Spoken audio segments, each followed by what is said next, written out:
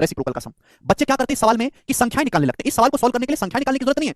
मैंने मान लिया कि माना संख्याएं जो है ए और बी हैं, माना संख्याएं ए और बी हैं। संख्याओं पूछा, सवाल में पूछा संख्याओं के व्युत्क्रमों का योग।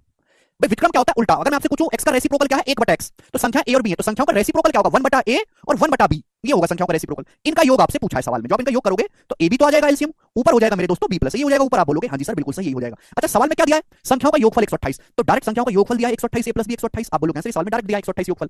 अपॉन बटे में क्या दिया बच्चों? बटे में बटा क्या है? a गुणा b। मैंने आपको बताया है a गुणा b मतलब संख्याओं का गुणनफल। a और b संख्याएं मानी मैंने। संख्याओं का, दो संख्याओं का गुणनफल उनके एचसीएफ और एलसीएम के गुणनफल के बराबर होता है। अगर संख्याओं का एचसीएफ 8 है और एलसीएम 504 है तो a गुणा b की वैल्यू 8 गुणा 504 होगी मेरे प्यारे भाई। आप बोलोगे हां जी सर 8 से चला जाएगा मेरे दोस्तों 16 बार। ठीक है भाई, आप बोलोगे हां जी सर। और फिर 8 से चला जाएगा 8 दूनी 16, 8 छिंग 48, 8 24 यानी कि 2/63। तो संख्याओं के रेसिप्रोकल का जो सम होगा वो 2/63 होगा। ये सवाल का आंसर है ए ऑप्शन। ठीक है जी, सभी बच्चे कर पा रहे हैं? तो डायरेक्ट जो है इसका बेसिक है। अगर इस टाइप का सवाल आए तो आपको ये लाइन लिखने की जरूरत नहीं है। अगर आप थोड़ा बहुत याद रख सकते हो तो ध्यान रख लो कि अगर संख्याओं के रेसिप्रोकल का सम पूछा है तो आपको कुछ नहीं करना। संख्याओं का योगफल 128 है, उसे भाग कर दीजिएगा किससे? एलसीएम और एचसीएफ के प्रोडक्ट से, 8 गुणा 504 से। ये डायरेक्ट आपकी ट्रिक बन गई और आप 1 सेकंड में इस सवाल को कर पाएंगे। ठीक है जी, चलेगा। आगे चलते बच्चों नेक्स्ट क्वेश्चन की तरफ ही बताइएगा।